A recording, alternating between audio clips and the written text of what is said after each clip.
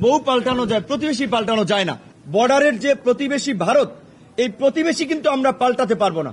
তাহলে এখন প্রতিবেশীর সাথে যদি আমাদের বৈরী সম্পর্ক থাকে, তারাও ক্ষতিগ্রস্ত হবে, আমরাও ক্ষতিগ্রস্ত হব।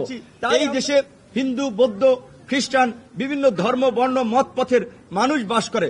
সকলের অধিকার প্রতিষ্ঠায়, সকলের অধিকার সুরক্ষায় গণ অধিকার পরিষদ অঙ্গীকারাবদ্ধ। গণ অধিকার পরিষদের এই রাজনৈতিক দলের ছাতার নিচে এসে যেন সমস্ত মানুষ যেন নিরাপদ বোধ করে, যেই কারণে আমরা 3 নম্বর মূলনীতিতে আমরা অধিকারকে রেখেছি। 4 নম্বর মূলনীতিতে আমরা জাতীয় স্বার্থের কথা রেখেছি। কারণ আপনারা সবাই শুনেছেন, আওয়ামী লীগের আমলে তারা বলছে বিএনপি ভারতকে গ্যাস দেওয়ার চুক্তি করে ক্ষমতা এসেছিল। আবার আমরা তো পরিষ্কারভাবেই দেখেছি গত 15 বছরে কিভাবে আওয়ামী লীগ বাংলাদেশকে ভারত নিয়ন্ত্রিত একটি পুতুল রাষ্ট্রে পরিণত করেছিল।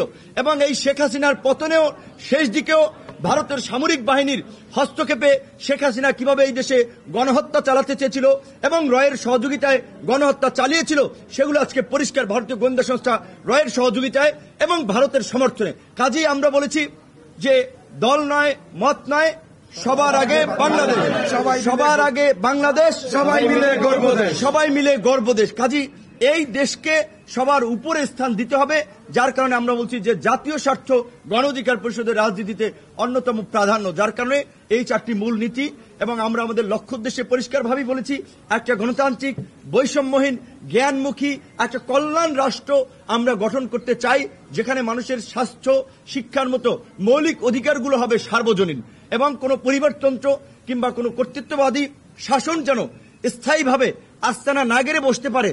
ওইটা কিন্তু 2021 সালের 26 অক্টোবর আমাদের ঘোষণাপত্রে 21 দফা কর্মসূচিতে আমরা বলেছিলাম, একই ব্যক্তি একই সাথে দলীয় প্রধান এবং সরকার প্রধান হিসেবে থাকতে পারবে না। একই ব্যক্তি 2 বারের বেশি প্রধানমন্ত্রী হিসেবে থাকতে পারবে না। এটা কিন্তু এখনকার চমক না, 21 সালেই কিন্তু আমরা বলেছি। তো আপনারা যারা তাৎক্ষণিক নোটিশে এখানে এসেছেন তাদেরকে ধন্যবাদ। আপনাদের যদি কোনো প্রশ্ন থাকে আমরা উত্তর দিব, না হলে আমরা শেষ করব। আচ্ছা, প্রথমত দেখেন, আমরা পরিষ্কারভাবেই বলেছি যে ওই গ্রামে মানুষ ধরেন হাসি ঠাট্টা করে বলে যে বউ পাল্টানো যায়, প্রতিবেশী পাল্টানো যায় না। তো এই যে আমাদের 4500 বর্ডারের যে প্রতিবেশী ভারত, এই প্রতিবেশী কিন্তু আমরা পাল্টাতে পারবো না। তাহলে এখন প্রতিবেশীর সাথে যদি আমাদের বৈরী সম্পর্ক থাকে, তারাও ক্ষতিগ্রস্ত হবে, আমরাও ক্ষতিগ্রস্ত হব। তাই আমরা চাই আমাদের প্রতিবেশী রাষ্ট্র ভারতের সাথে বাংলাদেশের সরকার এবং বাংলাদেশের জনগণের একটা আন্তরিক এবং সুসম্পর্ক থাকুক। কিন্তু আমরা দেখেছি ভারতের শাসক গোষ্ঠী সবসময়ই বাংলাদেশকে তারা নিয়ন্ত্রণ করতে চায়, দাবিয়ে রাখতে চায়, বাংলাদেশের উপরে ছড়ি ঘোরাতে চায়। এই যে একটা আপনার আমাদেরকে অবমূল্যায়ন করা কিংবা এই যে দাদাগিরি করা, এই যে আমরা মানব না।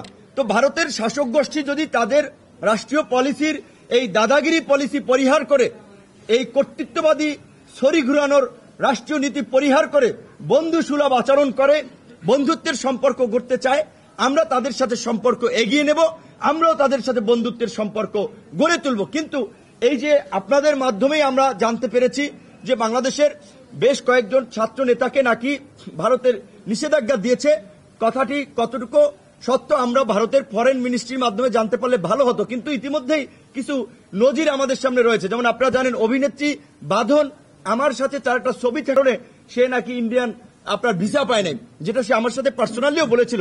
আমেরিকান এম্বাসির স্বাধীনতা দিবসের প্রোগ্রামে দেখা হয়েছিল, সেখানে সে আমার সাথে একটা ছবি তুলেছিল, সেই কারণে তার ইন্ডিয়ান ভিসা হয় নাই।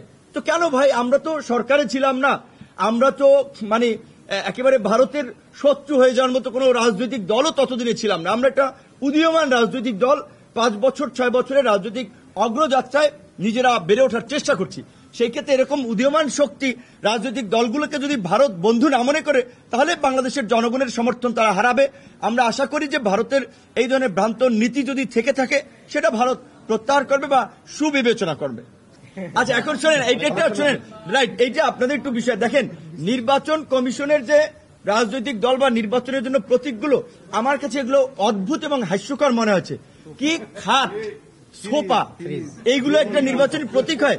তো এখন তাদের লিস্টে যা আছে সেখান থেকে একটা সিলেকশন করতে হয়। পরবর্তীতে হয়তো নির্বাচন কমিশনকে আমরা আবেদন জানাবো, বা যেমন রাজনৈতিক দলগুলোকে যেন একটু দেখতে ভালো, শুনতে ভালো এবং একটু এরকম একটা মানে বলা চলে একটা রুচি সম্মত একটা প্রতীক যেন সব রাজনৈতিক দলগুলোকে দেয়। তবে আমরা যে প্রতীকটা পেয়েছি, একদিকে এইটা একেবারেই জনগণের সাথে সারা দেশের মানুষ চিনে, তাদের কাজের সাথে সম্পৃক্ত, এবং আমরা সিদ্ধান্ত নিচ্ছি যে ট্রাক নিয়েই আমরা উপজেলা জেলায় সফরে আমরা বেরোবো।